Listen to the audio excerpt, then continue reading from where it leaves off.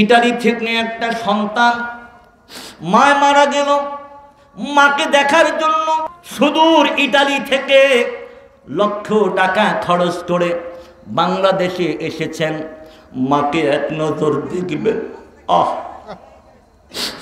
মাকে এক নজর দেখবেন, মাকে কবর দিবেন, মায়ের কবরের 3 টুকরা মাটি দিবেন। মায়ের কবরের কিনারে দাঁড়িয়ে ও রব্বির হামহুমা কামা রব্বায়ানি সগীরা, বলুন কামা রব্বায়ানি সগীরা। আমি জানি না ও দরগা বাড়ির মানুষ কার না জানিরে মা নাই, কার জানি বাবা নাই, কে জানি স্ত্রীর সামনে বসা মাও নাই বাবাও নাই, আমার মতন মাকে মা বলে ডাকতে পারে না, একবার বাবাকে বাবা বলে ডাকতে পারে না। আজকে কয়েকদিন হঠাৎ খালি মনটা মলিন মনে হয়। রমজান আসলে বাড়ি থেকে মাকে নিয়ে আসতাম, ঢাকার বাসায় রাখতাম, একসাথে মাকে নিয়ে ইফতার করতাম, কত আনন্দ, ঠিক না বেটি? মাকে লইয়া ইফতারের আগে 2টা হাত তুলে দোয়া করতাম। সেই মা নাই বাবা নাই, এই মুহূর্তে কার জানি মায়ের কথা মনে পড়ে গেল, কার জানি রে বাবার কথা মনে পড়ে গেল। বলতেছিলাম ওইটারই প্রবাসী মাকে দেখার জন্য বাংলাদেশে আসলেন, গ্রামের বাড়িতে এখনো যাচ্ছেন না, এয়ারপোর্ট থেকে গাড়ি নিয়ে যাচ্ছেন, ট্রাকের সাথে ধাক্কায় সন্তানটা প্রতিমধ্যে মারা গেল। মাকে দেখার জন্য বাড়ি পর্যন্ত যাইতে পারল না। আল্লাহ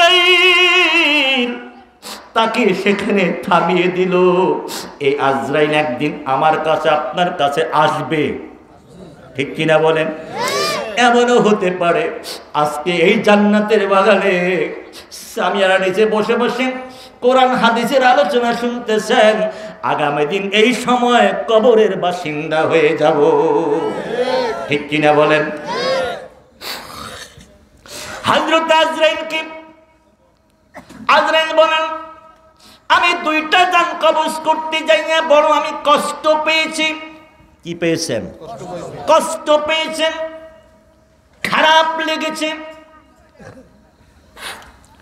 নদীর মধ্যখান দিয়ে স্টিমার যায়, নৌকা যায়, হঠাৎ ঝড় তুফান শুরু হয়ে গেলে, ঝড় তুফান শুরু হয়ে গেলে চলে যাবেন? থাকবেন? তবরক আছে। শেষ কথাটা পারলে 2 ফোঁটা চোখের পানি ছেড়ে দিবে। আপনার মা আপনার বাবা কবরস্থান থেকে আপনার দিকে চেয়ে আছে, ঠিক কিনা বলেন? বলেন, আমার মা বাবা কবর থেকে আমাদেরকে দেখে কি দেখে না? আওয়াজ দেন, দেখে কি দেখে না? নদীর মধ্যখানে ঝড় তুফান, নৌকাটা ডুবে গেল। যে যে সাঁতার কেটে কিনারে যাচ্ছে, একটা মা প্রসব বেদনা শুরু হয়ে গেছে। যেই মার প্রসব বেদনা, আমি যেদিন 10 মাস 10 দিন মায়ের পেট থেকে এই পৃথিবীর জমিনের আলো দেখেছি, আমি যেদিন মায়ের কলিজায় লাথি মেরেছি, মায়ের প্রসব বেদনার কষ্ট যন্ত্রণা ভুক্তভোগী মা ছাড়া কেউ জানে না, ঠিক কিনা বলেন? মায়ের প্রসব বেদনা শুরু হয়েছে, কিভাবে সাঁতার কেটে নিজেকে বাঁচাবে? আল্লাহ কয়, আজরাইল রে আজরাইল, তাকায়া দেখেন আজরাইল, নদীর মধ্যখানে ঝড় তুফান, নৌকাটা ডুবে গেল। যে যার মতন বাঁচার চেষ্টা করে, দেখে দেখ একটা মা, সেও বাঁচার চেষ্টা করে। ওই মায়ের প্রসব বেদনা শুরু হয়েছে, মায়ের সন্তান পৃথিবীতে আসতেছে। যারে আজরাইল সন্তানটাকে বাঁচাইয়া ওই মাকে তুমি জান কবজ করে নাও। আল্লাহু আকবার। এটা স্কয়ার হাসপাতালে নয়, ওই কাশপুরের দামি হাসপাতাল নয়, দামি বাড়ির সুন্দর কামরা নয়, এটা সাগরের নদীর মধ্যখানের ঘটনা। ঠিক কিনা বলেন? সাগরের মধ্যখানে মা সাঁতরাচ্ছে, প্রসব বেদনা, সন্তান ভূমিষ্ঠ হচ্ছে। ওই সময় আল্লাহ কয় আজরাইল রে, ও আজরাইল জানটা কবজ করো, মাকে মাইরা সন্তানটাকে বাঁচায়া দাও।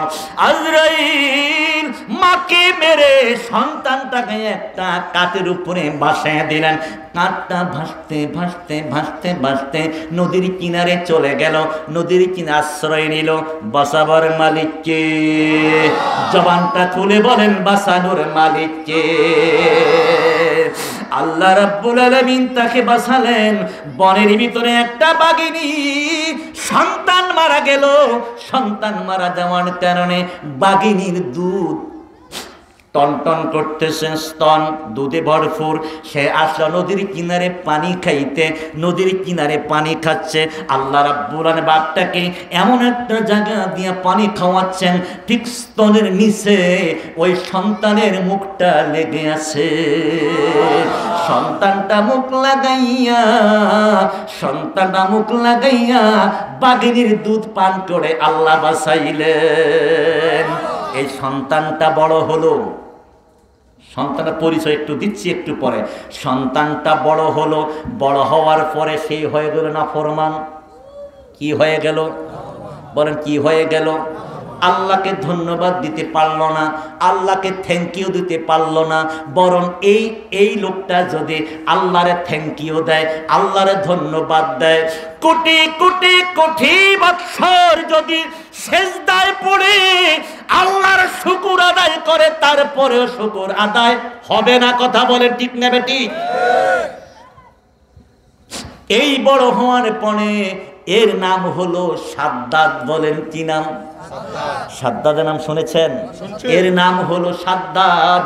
সাদ্দাদ চিন্তা করলো, আমার বিশাল সম্পদ, আমার টাকার অভাব নাই, ধন দৌলতের অভাব নাই, আমি একটা জান্নাত বানাবো। কি বানাবো? আমি একটা জান্নাত তৈরি করব। তিনি জান্নাত বানানোর চেষ্টা করলেন, জান্নাত বানাইতেছেন, কোনোদিন সেই ভিতরে প্রবেশ করে না। তার ইঞ্জিনিয়ার দিয়ে তার ড্রয়িং মতন কাজ করে যাচ্ছে। আজকে জান্নাতের কাজ শেষ, আজকে জান্নাত উদ্বোধন হবে। জীবনে কোনোদিন দেখেন নাই, কিন্তু জান্নাতে কি থাকবে, জান্নাত কেমন হবে, সবটুকুন তো দুনিয়ার মানুষ জানে কি জানে না? আমরা জানি কি জানি না? আওয়াজ দেন, জানি কি জানি না? এমন একটা জান্নাত আমরা পাবো, জান্নাতে যাওয়ার পরে যত খাইবো আর যত খাইবো, কোনোদিন পেশাব পায়খানা হবে না।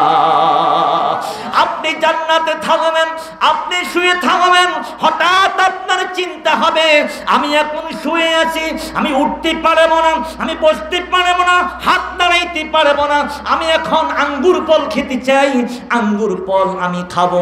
আল্লাহ রাব্বুল আলামিন আপনার আঙ্গুর ফল আপনার হাতে দেওয়া লাগবে না। আপনি যদি চিন্তা করেন আমার মুখের মধ্যে চলে আসবে, হ্যাঁ আপনার মুখের কাছে চলে আসবে, হাত ধরা ছাড়া আঙ্গুর ফল খেতে পারবেন। এটাই হলো বান্দার জন্য জান্নাত। আল্লাহ বলেন, মা খলাকতুল জিন্না ওয়াল ইনসা ইল্লা লিয়াবুদুন, আমি জিন এবং ইনসানকে তৈরি করেছি আমি ইবাদতের জন্য। আল্লাহরে প্রশ্ন করলাম, মালিক রাব্বুল আলামিন, মালিক ও মালিক ও মালিক, ইবাদত করব, বন্দেগী করব, কি লাভ হবে? আল্লাহ কোরআনে বলে দিয়েছেন, ফাদখুলি ফি ইবাদি ওয়াদখুলি জান্নাতি। ইবাদত করো, বন্দেগী করো রে বান্দা, ইবাদত করো, বন্দেগী করো, তোমার জন্য আমি জান্নাত তৈরি করে রেখে দিয়েছি, একবারে তৈরি করে প্রস্তুত করে রেখে দিয়েছি। যেমনি করে কি বিলাস জানি, বসন্ত বিলাস। বসন্ত বিলাসে মাঝে মধ্যে বিয়ের অনুষ্ঠান হয়, দেখবেন সেখানে যাওয়ার পরে টিস্যুগুলো আপনার গ্লাসের মধ্যে তৈরি করে রাখা, খাবারগুলো রাখা, যাইবেন হাত ধুইবেন আর খাবার শুরু করবেন। ঠিক কিনা বলেন? কোনো কিছুর অভাব নাই, বলতে হয় না লবণ দাও, বলতে হয় না পানি দাও, বলতে হয় না কোনো কিছু, যা কিছু আছে সব আপনার সাথে একবারে রেডি। আল্লাহ কয় ফাদখুলি ফি ইবাদি ওয়াদখুলি জান্নাতি, আমি অতিথিয়তার জন্য, আমার আতিথ্যের জন্য জান্নাতটা আমি একবারে রিজার্ভ করে একবারে প্রস্তুত করে রেখে দিয়েছি। আমার বন্ধুরা বাবারা, সাদ্দাত এমন জান্নাত বানাইলেন, আজকে তিনি জান্নাতে প্রবেশ করবেন। হুর রাখলেন, গেলমান রাখলেন, সব কিছু তৈরি। ডান কদমটা রাখলেন, বাম কদমটা এখনো বাইরে, জান্নাতের বাহিরে। আল্লাহ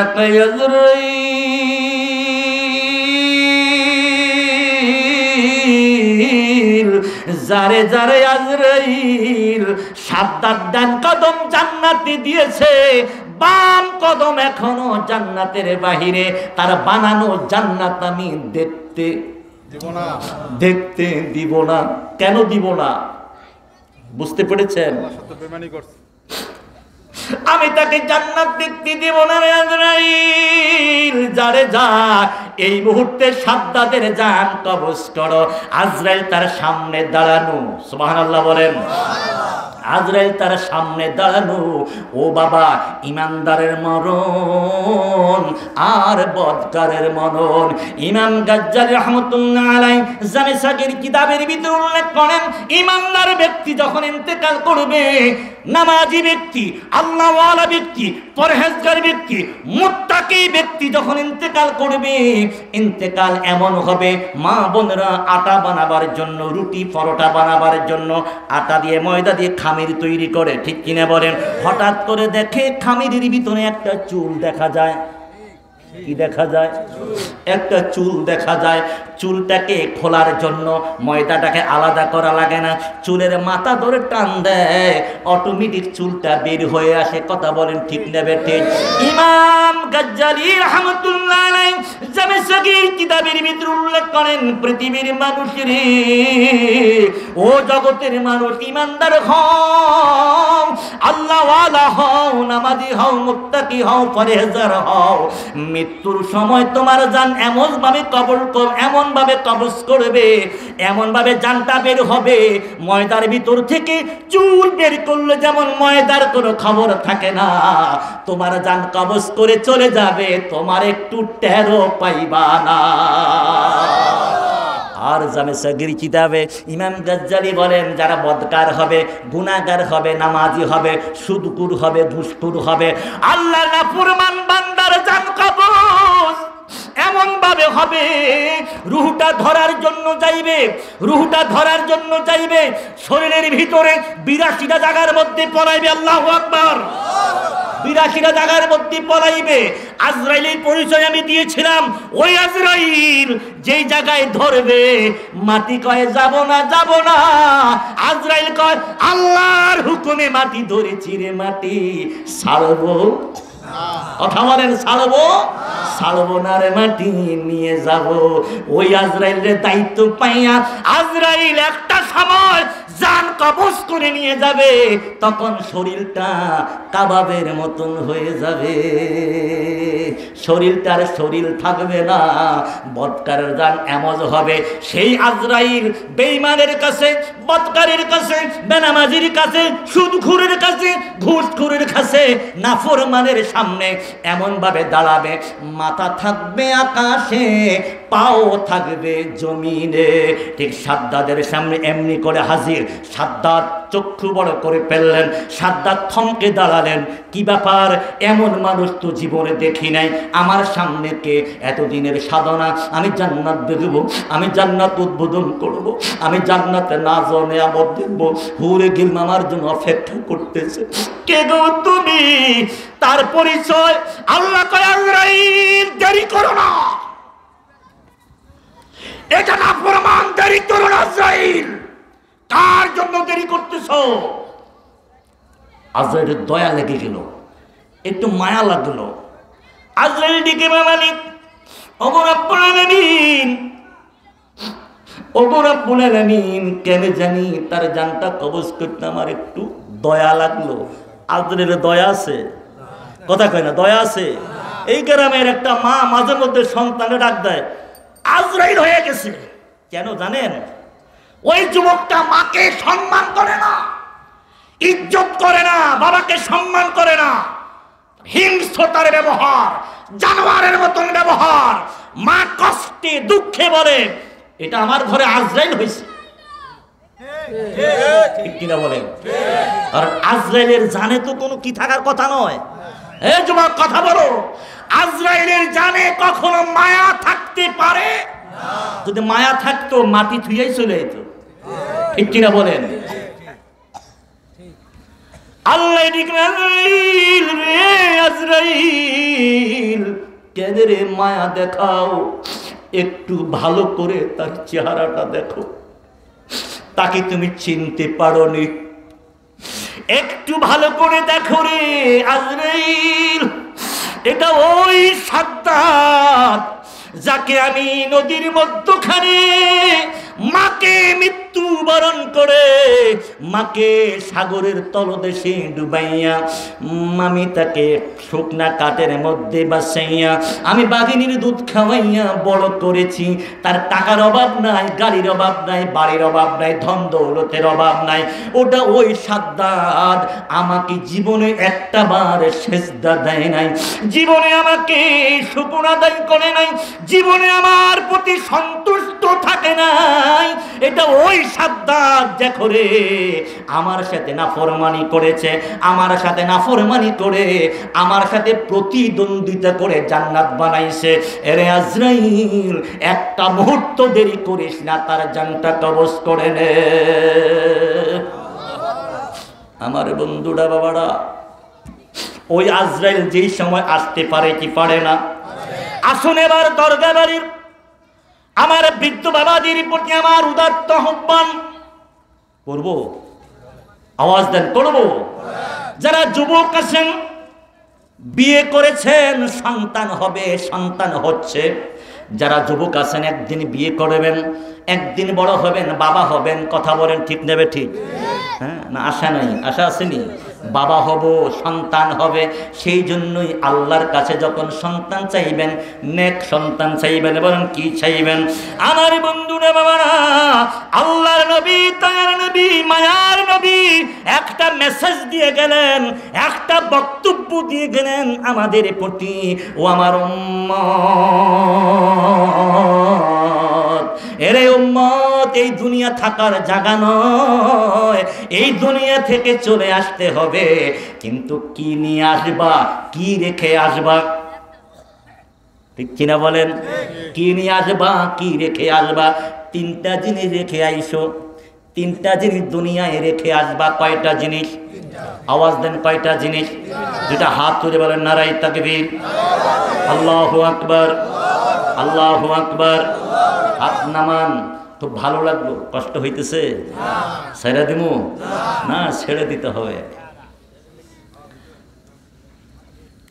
বেশি খারাপ খারাপ লেগেছে? এই মুহূর্তে মনটা নরম না গরম? মনটা শক্ত না নরম? মনটা একটু নরম করেন। অনেক শক্ত মন আমাদের। ইমানদারের মন কখনো শক্ত থাকার কথা নয়। যখন দেখবেন এই লোকটার শক্ত মন, মনে করবেন তার ইমানের প্রতি কি আছে? ত্রুটি আছে। ইমানের প্রতি কি আছে বলেন? ত্রুটি আছে, দুর্বল আছে। মনটাকে কি রাখতে হবে? সব সময় নরম। এই দুনিয়া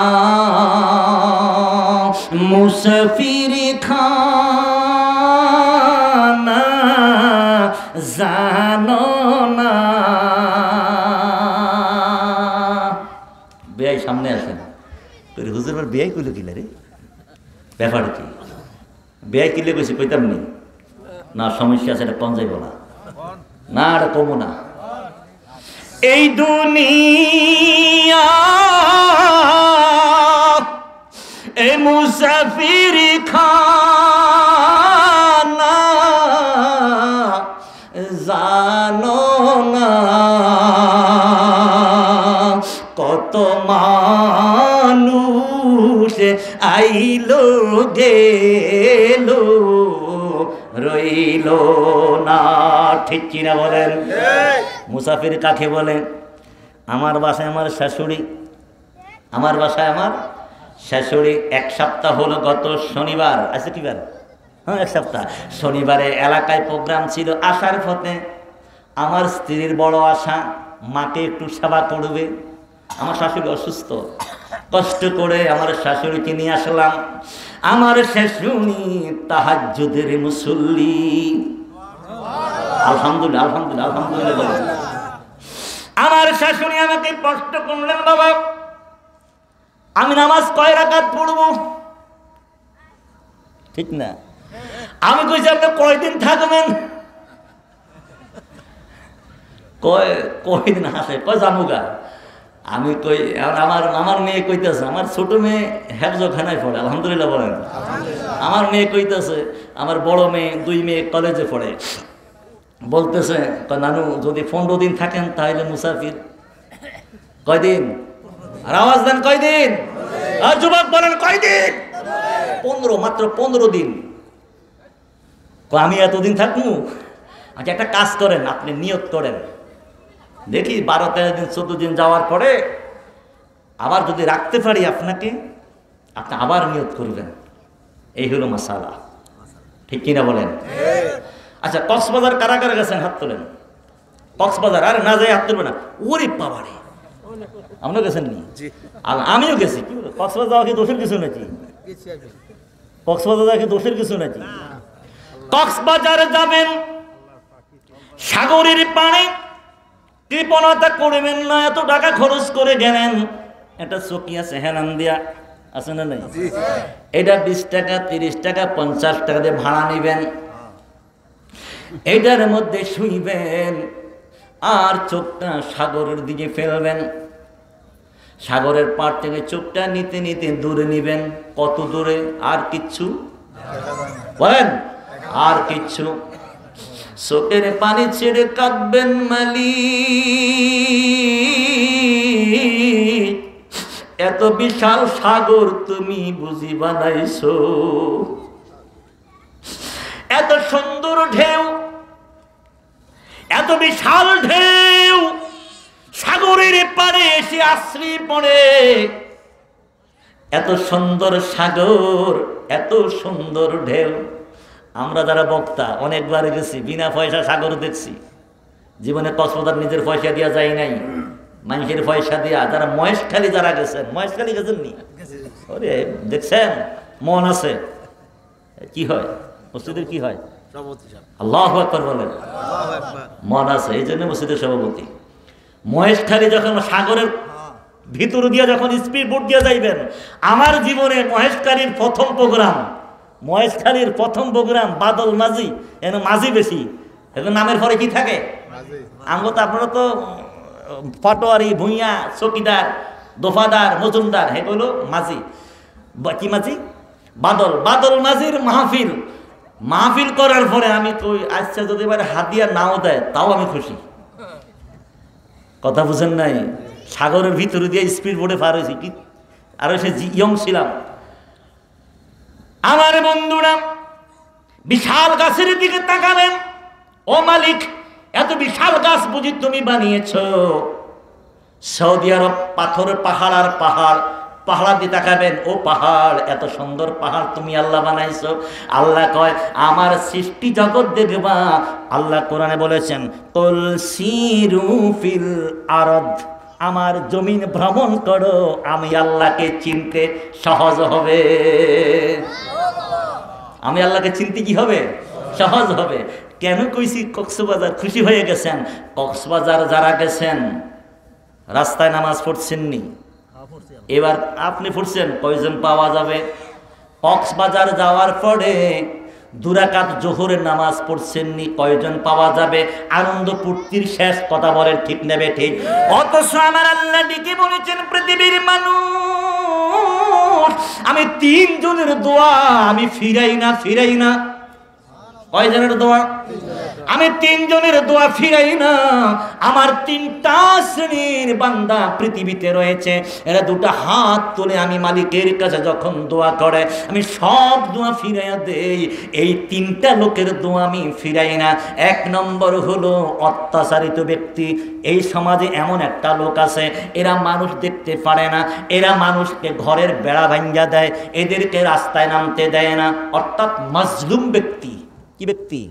অর্থাৎ সমাজের কাছ থেকে অত্যাচার পায়, ভালো তাদেরকে ভাসে না, সহমর্মিতা পায় না।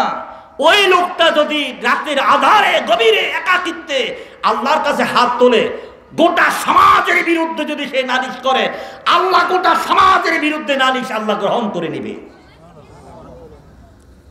মাজলুম, অত্যাচারিত ব্যক্তি।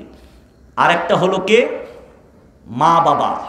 মা বাবা যদি সন্তানের জন্য হাত বাড়ায়, এটা কি হয়ে যায়? সাথে সাথে দোয়া কবুল হয়ে যায়। আর মুসাফির অবস্থায়, আর কি অবস্থায়? মুসাফির অবস্থায় দোয়া করলে দোয়া কবুল হয়।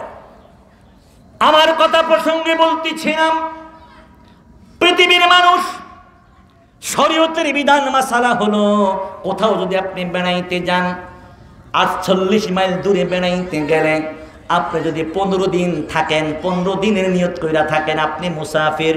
আর যদি 20 দিন থাকেন মুসাফির না, তাহলে 15 দিন থাকলে মুসাফির সংখ্যাটা অল্প। এই জন্য এই পৃথিবী থাকার জায়গা নয়, এই পৃথিবীটা হলো মুসাফির খানা। বলেন কি খানা? এই পৃথিবীটা হলো মুসাফির খানা। যেই কোনো একদিন চলে যেতে হবে, যেই কোনো একদিন আমাকে আপনাকে চলে যেতে হবে। চলে যাবেন, আল্লাহর হাবিব বলেছেন কি নিয়ে যাবেন, কি রেখে যাবেন। এটাই তো কথা ছিল, কি নিয়ে যাবেন, কি রেখে যাবেন। আল্লাহর হাবিব বলেছেন, ও পৃথিবীর মানুষরা, তোমরা 3টা জিনিস রেখে যেও। বলেন কয়টা জিনিস? মনে থাকবে বললে? কার কার মনে থাকবে? হাত তোলেন। এখন তো শীত নাই, হাত উড়াইতে সুবিধা। শীতকালে হাত উড়াইতে হাত উঠায় না, কারণ এটা এত ভিতরে থেকে, চাদরের ভিতরে থেকে পকেটের ভিতরে হাত তুলতে কি সহজ কথা? কঠিন ব্যাপার। সবাই হাত তুলেছেন। বলেন কয়টা জিনিস রেখে যাব? 3টা জিনিস রেখে যাব। একটা জিনিস হলো দ্বীনি ইলম। বলেন কি ইলম? দ্বীনি ইলম। দ্বীনি ইলম রাখাটা কঠিন রে বাবা। কি কঠিন? দ্বীনি ইলম কাকে বলে? দ্বীনি ইলম হলো, আপনি কোরআনের তাফসীর করে রেখে গেছেন, আপনি একটা হাদিসের কিতাব লিখে গেছেন, আপনি নামাজ শিক্ষা বই লিখে গেছেন, আপনি পর্দা সিনার পর্দার, মহিলাদের পর্দার ব্যাপারে কিতাব লিখে গেছেন, আপনি নামাজের উপরে কিতাব লিখে গেছেন, যাকাতের উপরে কিতাব লিখে গেছেন, সুদখোর ঘুষখোর উপরে কিতাব লিখে গেছেন। এটা হলো দ্বীনি ইলম। এটার নাম কি? আওয়াজ দেন, এটার নাম কি? দ্বীনি ইলম। বলেন এটা কি সমাজে সবার পক্ষে সম্ভব? আওয়াজ দেন, সম্ভব? এটা সবার পক্ষে সম্ভব নয়। 2 নম্বর হলো 1 নম্বরে কি বলেছি? দ্বীনি ইলম। 1 নম্বরে দ্বীনি ইলম। 2 নম্বর হলো নেক সন্তান। বলেন কি সন্তান? এটা আওয়াজ দেন, কি সন্তান? নেক সন্তান কাকে বলে? ইন্তেকালের পরে সন্তান নামাজ ছাড়ে না, নামাজের পরে চোখের পানি ছেড়ে মা বাবার জন্য দোয়া করে। নামাজের পরে ইমাম সাহেবকে বলে, ইমাম সাহেব হুজুর, আমি আজকে বাবার কথা মনে পড়লো, মায়ের কথা মনে পড়লো, আমার মা বাবার জন্য একটু দোয়া কইরেন। জুমার দিন মসজিদে নামাজ পড়তে যায়, 10টা টাকা মসজিদের দান বাক্সে দিয়া মনে মনে বলে আল্লাহ।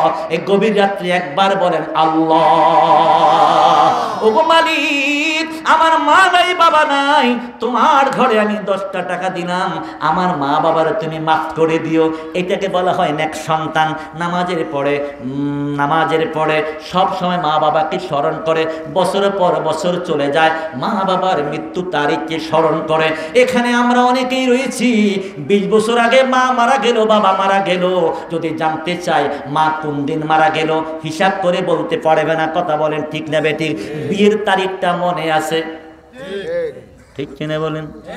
বিয়ের তারিখটা কত কয়েক বছর আগে একটা তারিখ গেছে, 2012 সালের 12ই ডিসেম্বর। হ্যাঁ দেখছেন? আরে দেখছেন, আরে যুবকরা কইতে পারে নাই, 12ই ডিসেম্বর।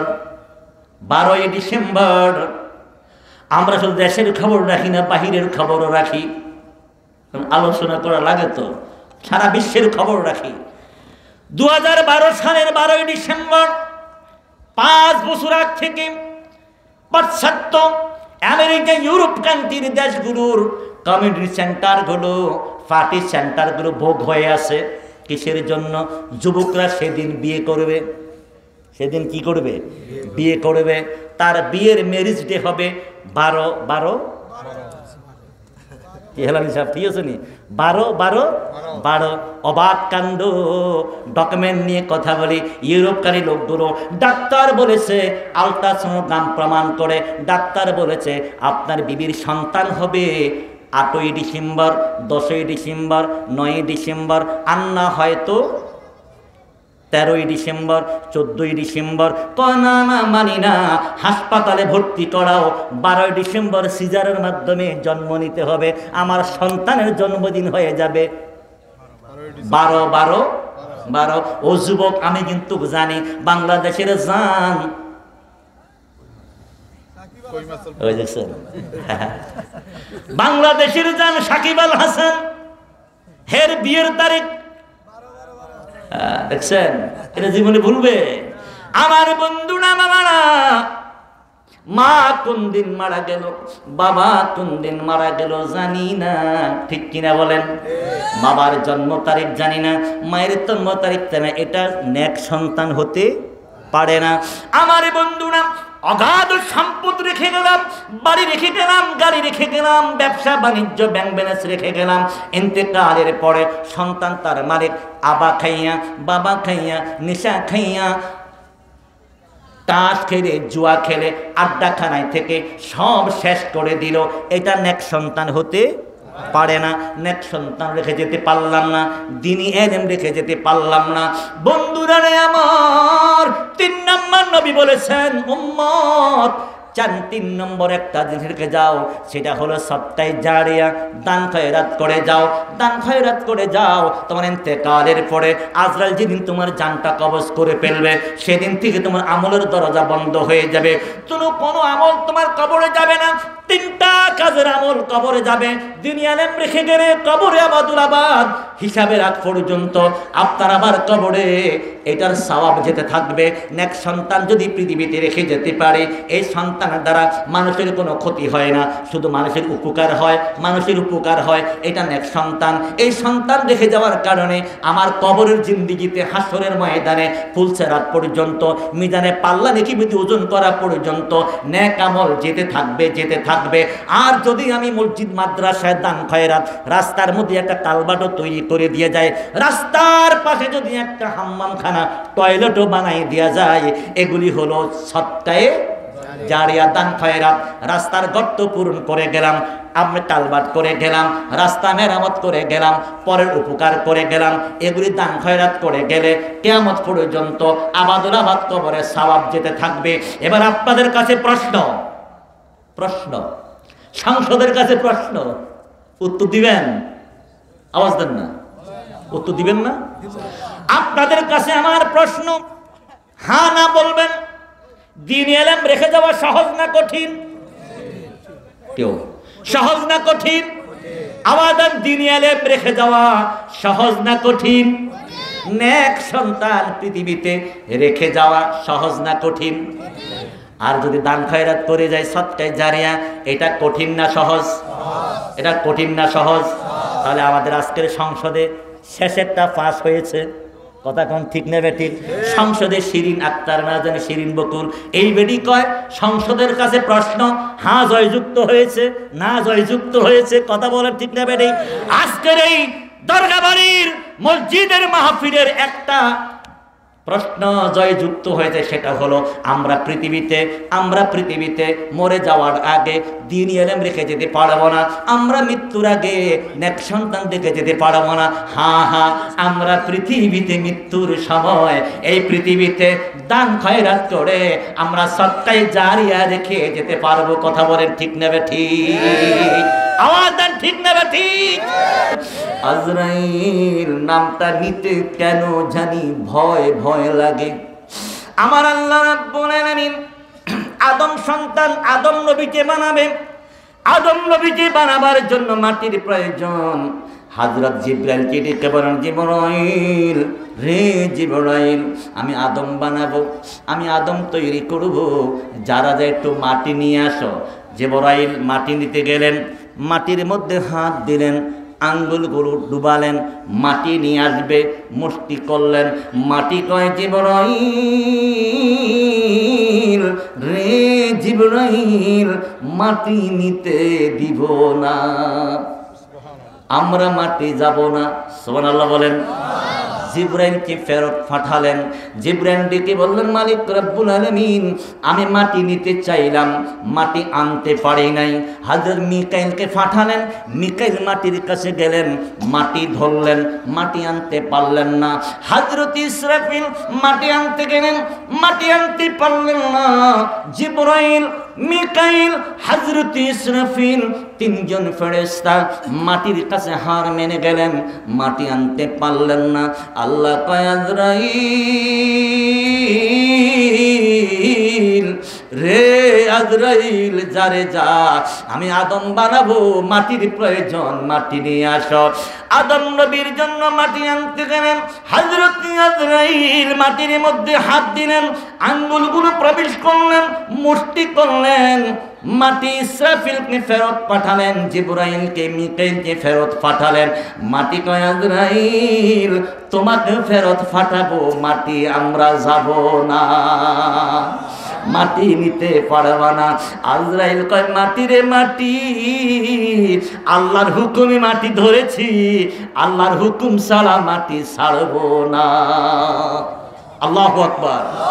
আল্লাহর হুকুমে মাটি ধরেছি, আল্লাহর হুকুম ছাড়া মাটি ছাড়বো না, মাটি নিয়েই যাব। মাটি নিয়ে গেলেন। আল্লাহ কয়, আজরাইল রে, ইসরাফিল যেটা পড়ে নাই, জিবরাইল যেটা পারে নাই, মিকাইল যেটা পারল না, তুমি আজরাইল সেটা আনতে পারলা। জানুনের আজরাইল মাটি কেন এনেছো, কি জন্য এনেছে? মাটি দিয়ে আমি আদম বানাবো, আমি আদম তৈরি করব, সেখান থেকে মানব জাতি হবে, জিন এবং ইনসান হবে। মা খালাকতুল জিন্না ওয়াল ইনসা ইল্লা লিয়াবুদুন, ইবাদতের জন্য, বন্দেগীর জন্য, আমি আল্লাহকে আল্লাহ বলে স্বীকার করার জন্য আমি জগতে জিন এবং ইনসান তৈরি করব। এই আদমকে তৈরি করার পরে আমি তাদেরকে জীবন দিব, এই জীবনটা একদিন আমি আবার নিয়ে আসবো। এর আজরাইল, আমি এক একজন ফেরেশতাকে এক একটা দায়িত্ব দেব। আমি ক্যাবিনেট বন্টন করব, আমি মন্ত্রিত্ব বন্টন করব, এক একজন ফেরেশতাকে আমি এক একটা দায়িত্ব প্রদান করব। এরে আজরাইল, আমি তোমাকে কি দায়িত্ব দিব জানো রে আজরাইল? যে কাজটা ইসরাফিল, মিকাইল, জিবরাইল পারল না,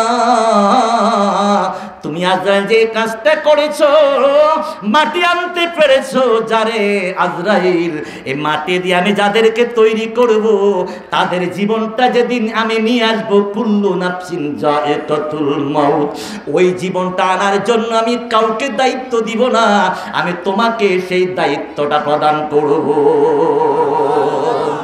আমার বন্ধুরা, বাবারা, যোগে যোগে আজরাইল যার কাছে গেছে, ফেরত কোনোদিন এসেছে? আওয়াজ দেন, ফেরত কোনোদিন এসেছে? ওলামায়ে কেরাম সাক্ষী, আপনারা ওয়াজ শুনেছেন, আমি সেটা লম্বা বলবো না। হযরত মুসা কালিমুল্লাহর কাছে আজরাইল যাওয়ার পরে মুসা কালিমুল্লাহ আজরাইলকে থাপ্পড় মেরেছেন। কথা বলেন ঠিক না বেঠিক? থাপ্পড় মেরেছেন। থাপ্পড় খেয়ে হযরত মুসা কালিমুল্লাহর থাপ্পড় খেয়ে হযরত আজরাইল আল্লাহর কাছে চলে গেলেন, মালিক রব্বুল আলামিন, জান কবজ করার জন্য গেলাম, মুসা নবীর এই ব্যবহার, আমি জান কেমনে কবজ করব? কেন রে? সে আসতে চায় না। আল্লাহ ডেকে বলেন, যারে আজরাইল, আবার তুমি আমার মুসা কালিমুল্লাহর কাছে চলে যাও, মুসা কালিমুল্লাহকে বলে দিও কতদিন সে বাঁচতে চায়। আরো জোরে বলেন, আরো জোরে বলেন। হযরত আজরাইল মুসা নবীর কাছে আবার আইসা কয়, ওগো মুসা নবী, আপনি কতদিন পৃথিবীতে থাকতে চান? মুসা নবী কয়, আল্লাহ কতদিন আমাকে পৃথিবীতে রাখতে চায়, আজরাইল ডেকে বলেন, ওগো মুসা নবী, আপনি একটা পশুর উপরে হাত তোলেন মতান্তরে।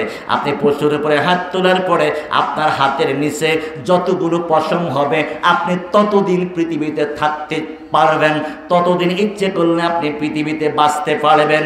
মুসা নবী প্রশ্ন করলেন, আজরাইল রে আজরাইল, জানতে চাই আমার আল্লাহ তারপরে কি বলবে? যেদিন পশমগুলো গণাগণি শেষ হয়ে যাবে, পশমের হায়াত যেদিন শেষ হয়ে যাবে, সেদিন কি হবে? সেদিন আমি আবার আসবো আপনারা জান কবজ করার জন্য। মুসা নবী ডেকে বললেন, আজরাইল রে আজরাইল, আমি যদি ওই দিন পর্যন্ত, হোক না সেটা 1000 বৎসর, হোক না সেটা 1,00,000 বৎসর, সেদিন যদি আবার তুমি আমার কাছে আইসা জান কবজ করে নিতে হয়, আমাকে যদি চলেই যেতে হয়, আমি 1,00,000 বছর থাকতে চাই না, 1000 বছর থাকতে চাই না। যারে আজরাইল আমার জানটা কবজ করে নিয়ে যা। মরণেরই কথা মানুষ স্মরণ করোনা, আজরাইল আসিলে কোনো কফিয়ত চলবে না। বলেন চলবে? কোনো কফিয়ত আছে? বলেন, আজরাইল আসিলে কোনো কফিয়ত চলবে না।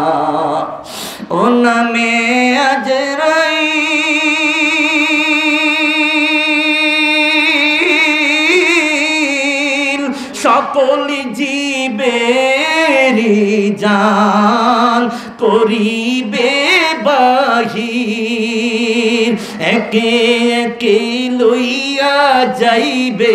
ঠিক না বে ঠিক? একে একে লইয়া যাইবে, থাকতে দিবে না।